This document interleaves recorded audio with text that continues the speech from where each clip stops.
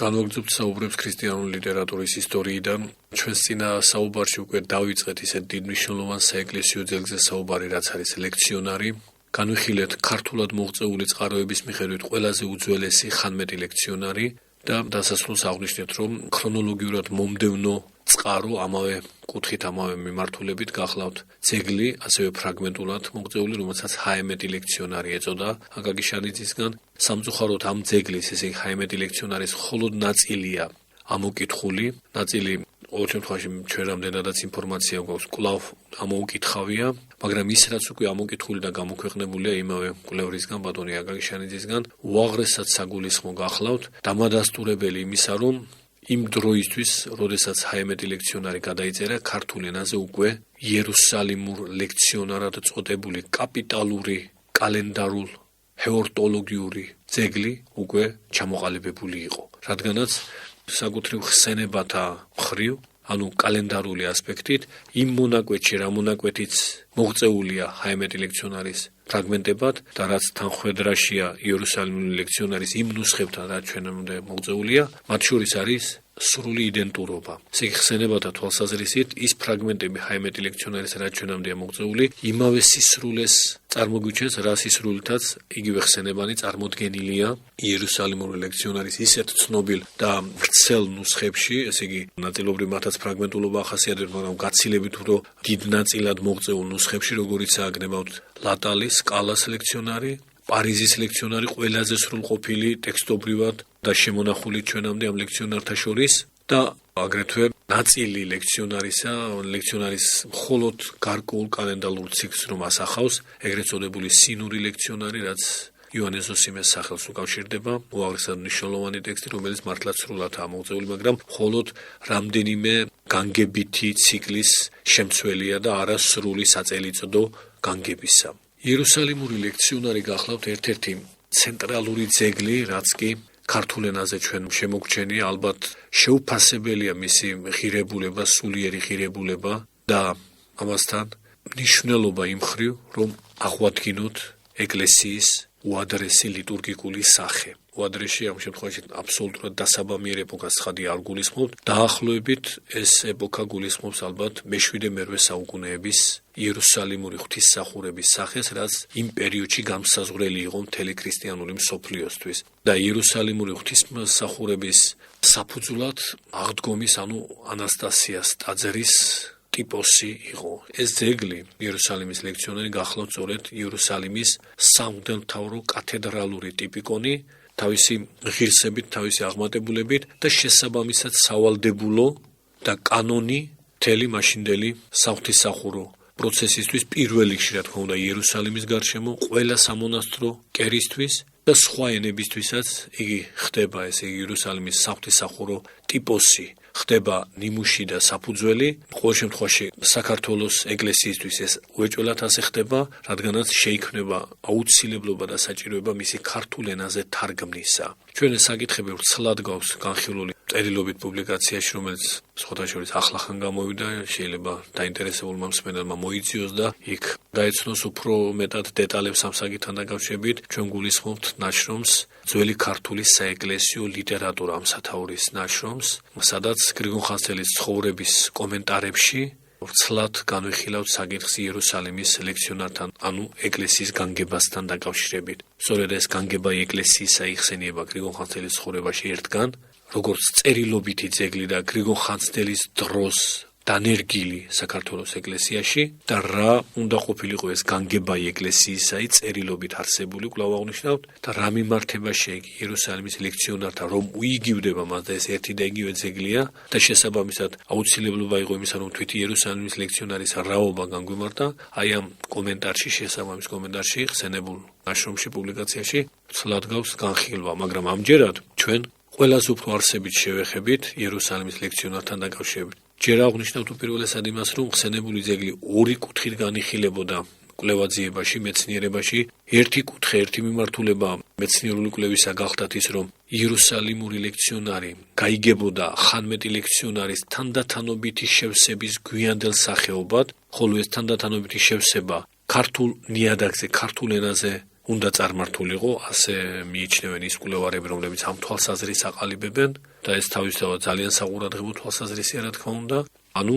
კვლავ ხაზგაუსვამთ ის ძეგლი, რომელსაც მეცნიერულ კვლევაში იერუსალიმის ლექციონარს უწოდებთ და რომელიც მოღწეულია იმ ხელნაწერებით, რომლებიც უკვე დავასახელეთ, კალის ლექციონარი, ლატალის ლექციონარი, სინურიანუ იანე ზოსიმეს ლექციონარი და პარიზის ლექციონარი და აგრეთვე ჰაემეტი ფრაგმენტები, ამავე ლექციონარისა, აი ეს ძეგლი მიჩნეული გახლავთ ერთი ჯგუფის კვლევართა მიერ ჩვენს მიერ უკვე ხსენებული დაახლოებით მე-6 საუკუნის ძეგლის ხანმეტი ლექციონარის ეტაპობრივად შევსებულ სახეობასთან, რომელმაც ის სრულყოფილება, რაც დღეისათვის ჩვენთვის ხელმისაწვდომ ნუსხებში მასა აქვს, გვიან შეიძინა აი ეს სრულყოფილება, შეიძინა ქართულ ნიადაგზე. ანუ ამ თვალსაზრისით ეს ძეგლი დამოუკიდებელი თარგმანი კი არ არის, ესე იგი იერუსალიმური ლექციონარი ამ ტიპის ძეგლი ქართულად ამ სახითვე კი არ თარგმნილა, არამედ ითარგმნა თავის დროზე ის, რაც ხანმეტ ლექციონარადაა წოდებული და ამ ძეგლმა თავის დროზე პრიმიტიულმა, იმ გაგებით რომ მცირე საკითხავები და მცირე რაოდენობის დღესასწაულები იყო მასში,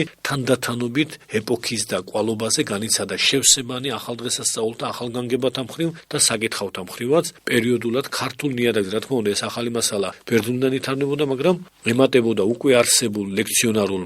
მასალას, რაც ხანმეტ ლექციონარადაა სახელდებული და აი ამგვარი შევსებები, რაც უშუალოდ ქართულ ნიადაგზე ხორციელდებოდა, თვითონ შევსებების შედგენანი. აი ამ ყველაფერმა საბოლოოდ ნაყოფად მოგცა იერუსალიმური ლექციონარი მე-9 საუკუნეში. ეს გახლავთ ერთი თვალსაზრისი. მეორე თვალსაზრისი გახლავთ ამგვარი, რომ იერუსალიმური ლექციონარი ეს დამოუკიდებელი ძეგლია, ეს არ არის ხანმეტი ლექციონარის შევსებული და ეტაპობრივად სრულყოფილი სახეობა გვიანდელი ეპოქისა, არამედ ამ სახითვე ითარგმნა, ამ სრული სახითვე ითარგმნა გარკვეულ პერიოდში ქართულად, კერძოდ ამ თვალსაზრისის მომხრენი მიიჩნევენ, რომ ეს უნდა მოხდარიყო მე-8 საუკუნის შუა წლებში და რომ შესაბამისად მას ამ ხრივ წარმომავლობითი ნიშნით რაიმე უშუალო გენეტიკური კავშირი ხანმეტ ლექციონართან არ აქვს, რომ ხანმეტი ლექციონარი ერთი ეპოქის თარგმანია, კერძოდ დაახლოებით მე-6 საუკუნისა, ხოლო იერუსალიმური ლექციონარი ახალი თარგმანია ანალოგიური ტიპის ბერძნული ძეგლისა სხვა ეპოქაში, კერძოდ მე-8 საუკუნის შუა წლებში. ამ ორი თვალსაზრისიდან მიუხედავად იმისა, რომ მეორე თვალსაზრისის დამცველნი უაღრესად ავტორიტეტული მკვლევარები არიან, თუნდაც მარტო ბარტონი კორნელ გეგელძის სახელი, მაგრამ მაინც ბოლო ხანებში უფრო პირველი თვალსაზრისი არის მიღებული, ანუ თვალსაზრისი იმის შესახებ, რომ იერუსალიმურ ლექციონარად წოდებული კალენდარულ, ჰეორტოლოგიური, უდიდესი მნიშვნელობის ტიპიკონი დაცული რამდენიმე ნუსხაში არის ხანმეტი ლექციონარის ეტაპობრივი შევსება საკუთრივ საქართველოში, საქართველოს საღვთისმსახურო ისტორიაში განხორციელებული. პირადად ჩვენ ამ ორი თვალსაზრისიდან სრულიად უეჭვოთ მეორე თვალსაზრისს მივიჩნევთ მართებულად, რომ იერუსალიმური ლექციონარი არის თარგმნილი ძეგლი ამ სახითვე, დაახლოებით ამ სახითვე, რა თქმა უნდა, იმიტომ რომ ნებისმიერი ძეგლი, როდესაც ითარგმნება ნებისმიერი ლიტურგიკული ძეგლი, თუ კი იგი მოქმედებაშია, აუცილებლად გარკვეულ ფორმალურ ცვალებადობებს ყოველთვის განიცდის. მაგრამ არსებითად იერუსალიმური ლექციონარი უდიდესწილად ამავე სახით უნდა იყოს თარგმანი გარკვეული პერიოდისა და ეს პერიოდი ჩვენი აზრით არის მე-9 საუკუნის პირველი მე-4-დი, ანუ იგი იერუსალიმური ლექციონარი დაკავშირებულია წმინდა გრიგოლ ხანძთელის სახელთან და მოღვაწეობასთან, კერძოდ მოღვაწეობის იმ ასპექტთან, როდესაც ამ უდიდესმა პიროვნებამ მიზნად დაისახა, რომ ქართულ ენაზე ჩამოეყალიბებინა და შეედგინა საეკლესიო წესგანგება ყველაზე უფრო სრულყოფილი სახით. ანუ მას მიზანდასახულობა ჰქონდა იმისა, რომ მთელი ქრისტიანული მსოფლიოს ტიპიკონური ტრადიცია გულმოდგინედ მოეძიებინა, შეესწავლა და სხვადასხვა რეგიონების წესგანგებათა ყველაზე უფრო საუკეთესო თანაშეზავებით შეედგინა გვირგვინი, პირდაპირ შეგვიძლია ვთქვათ, გვირგვინი საეკლესიო საღვთისმსახურო წესგანგებითი ისტორიისა, რომლის გავსიც მანამდე თვით ბერძნულ ენაზეც ძნელი იქნებოდა, რომ დაძებნილიყო. ცხადია, ეს რაც მას უნდა საქართველოში დაედგინა და ჩამოეყალიბებინა, მთლიანობაში წერილობითი ვერ იქნებოდა, ანუ სხვაგვარად ვთქვათ, იგი მიზნად ისახავდა მოქმედებაში ამგვარი წესის დამკვიდრებას, რადგანაც ეკლესიის მამები პირველ რიგში საკუთარ მოღვაწეობას იქითკენ მიმართავდნენ, რომ ქმედება ყოფილიყო მათი სამღვდელმსახურო მოღვაწეობისა განხორციელებული მრევლის მიმართ, რომ ამ ქმედებითი გზით მრევლი ცხონებისკენ ღირსეულად წარმართულიყო, ანუ ისინი როგორც მეწინამძღვრენი ჭეშმარიტ წყემსებად გახდომოდნენ ცხრის ფარას, სულიერ ცხვართა ფარას, როგორც მათ ეწოდება, პირმეტყველთა ცხოვართა კრებულს და ასეთ დროს აუცილებელი წერილობითი გაფორმება მათი მიზანდასახულობა არ იყო, რადგანაც საკუთრივ ლიტერატურის სოდნეობითი მიზანდასახულობანი მათ ძალიან ნაკლებად ჰქონდათ, გაცილებით აღმატებულ მიზანს ემსახურებოდნენ. მაგრამ თვითი უაღმატებულესი მიზნისთვისაც ზოგჯერ წერილობითი სახე ძეგლისა დიდად ხელშემწყობი იყო, რადგანაც ის ნარჩუნდებოდა თაობიდან თაობას გადაეცემოდა და დასასწავლადაც გაცილებით უფრო მოხერხებული გახდათ. ამიტომ რა თქმა უნდა გრიგოლ ხანძთელი იყენებდა წერილობით წყაროსაც, იყენებდა ზეპირად მიღებულ უმდიდრეს ინფორმაციასაც და ამ ორი ერთი ესე იგი ზეპირად მიღებული ინფორმაციის და მეორე მხრივ წერილობით მიღებული წყაროს საფუძველზე, ამ ორი უმნიშვნელოვანესი წყაროს საფუძველზე მან ჩამოაყალიბა ჭეშმარიტად უნიკალური წესგანგება თავის ხანძთის მონასტერში, რაც ნიმუში და მართლაც ტიპოსი თვითონ ნიმუშს ნიშნავს, ნიმუში გახდა მთელი საეკლესიო მღვდელმსახურებისთვის საქართველოს მასშტაბით. რა თქმა უნდა, ეს ამგვარად სრულყოფილი წესგანგება იტევდა იმას, რომ ის მთელი ქრისტიანული მსოფლიოსთვის გამხდარიყო ნიმუში, მაგრამ ცხადია, საქართველოში აღსრულებული ეს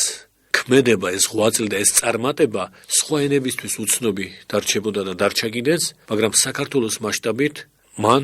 ისტორიული როლი შეასრულა და როგორც გრიგოლ ხანძთელის ცხოვრების ბიოგრაფი, დიდი ბიოგრაფი გიორგი მერჩული გვაუწყებს, ეს წესგანგება შესაბამისი იყო თავისი აღმატებულებით იმ სულიერებისა, რაც იმ დროის ხანძთის მონასტრის საძმოს ჰქონდა. ხოლო მათი სულიერი სიმაღლე იმავე ბიოგრაფის მიხედვით აღმატებული იყო მთელი იმ დროის მონაზონებზე. აქ არაა დაკონკრეტებული მერჩულისგან, რომ საქართველოს მონაზონს ზოგადად ამბობს, ის მთელი საქრისტიანო იგულისხმება შამისა ამის მონაზონთა უზეშთა ეს არიან. აი ამგვარადაა კვალიფიცირებული, რომ ამ დროის, ამ ჟამის, ამ ეპოქის მონაზვნებზე აღმატებულნი არიან ჩემი მონასტრის ძმებიო, გრიგოლ ხანძთელი ამბობს მერჩულის ნაშრომში. და ასეთი ზოგადი გამონათქვამი, რომ ამ ეპოქის მონაზვნებზე, რა თქმა უნდა, მხოლოდ საქართველოს მონაზვნებს არ გულისხმობს და სწორედ ამავე მიზანდასახულებით, რომ ასეთი აღმატებული სულიერება მკვიდრობდა ხანძთაში, გრიგოლ ხანძთელი გადაწყვეტს შესაბამისად აღმატებული და გამორჩეული წესგანგების მათთვის შედგენას. მაგრამ როგორ განახორციელა მან ეს? განახორციელა უაღრესად დიდი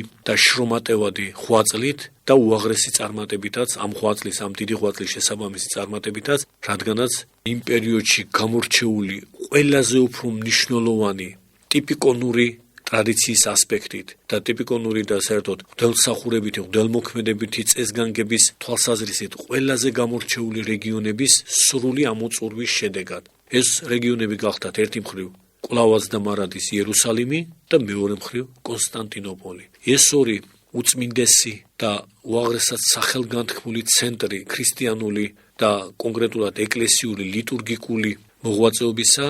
გამთლიანდა გრიგოლ ხანძთელის ასევე ლიტურგიკულ და კონკრეტულად წესგანგებითი ტიპიკონური მოღვაწეობის მიზანდასახულობაში, რამაც შედეგად მოგცა კვლავ აღნიშნავ ძეგლი სახელწოდებით განგებაი ეკლესიისაი მყარად ამოქმედებული სამხრეთ საქართველოში. მაგრამ ამ ეკლესიის განგებას ერთი მხრივ როგორც აუშვეთ, ზეპირი წყაროები ჰქონდა უმდიდრესი, უშუალოდ გრიგოლ ხანძთელის მიერ შეთვისებული, რადგანაც მან პირადად იმოგზაურა, მოგეხსენება და ჩვენ ამაზე აღნიშნავდით კიდეც, პირადად იმოგზაურა კონსტანტინოპოლში, მოიხილა ელადის, ანუ კონტინენტური საბერძნეთის ყველა სიწმინდე, როგორც ვარაუდობდით, ის შეიძლება პირადადაც შეხვდა და უეჭველად შეხვდებოდა სახელგანთქმულ წმინდა თეოდორე სტუდიელს, რომელიც მაშინ ცოცხალი იყო კვლავაც, როდესაც გრიგოლ ხანძთელი მოდის კონსტანტინოპოლიდან და საქართველოს შემოდის, მაშინ აღესრულება თეოდორე სტუდიელი 826 წელს, მაგრამ საბერძნეთში გრიგოლ ხანძთელის ყოფნისას ის ცოცხალი იყო და თან კონსტანტინოპოლის ყველაზე თვალსაჩინო მოღვაწე, როგორ დარჩებოდა იგნორირებული გრიგოლ ხანძთელის მიერ, რომელიც სწორედ კონსტანტინოპოლში წავიდა და სწორედ იმ კონსტანტინოპოლური სიწმინდეების სრული გაცნობისა და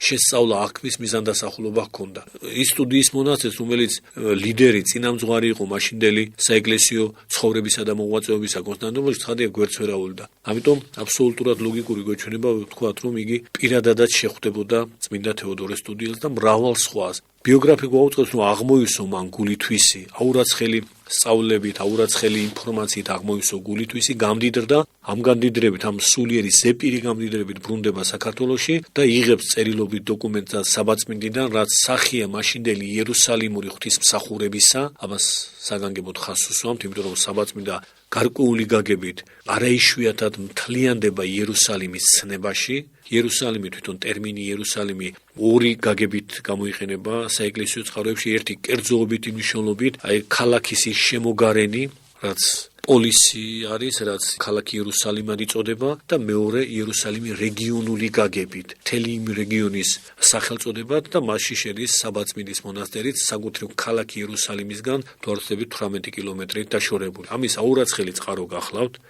საბაწმინდა იწოდება იერუსალიმის უდაბნოდ, ანუ იერუსალიმის მონასტრად. იერუსალიმი კვლავ ზოგადი გაგებაა და ექვემდებარება ეს მონასტერი სხვა მონასტერთან ერთად, რა თქმა უნდა, უკვე ქალაქ იერუსალიმის ცენტრალური ტაძრის აღდგომის ეკლესიის კათედრალურ ტიპიკონს, ანუ ტიპოს. და რადგან იერუსალიმის რეგიონში ადრეს და ამ ეპოქაშიც უწარჩინებულესი სწორედ საბაწმინდის ლავრა იყო, საბაწმინდის ლავრაში ცხადია იერუსალიმური ტიპოსი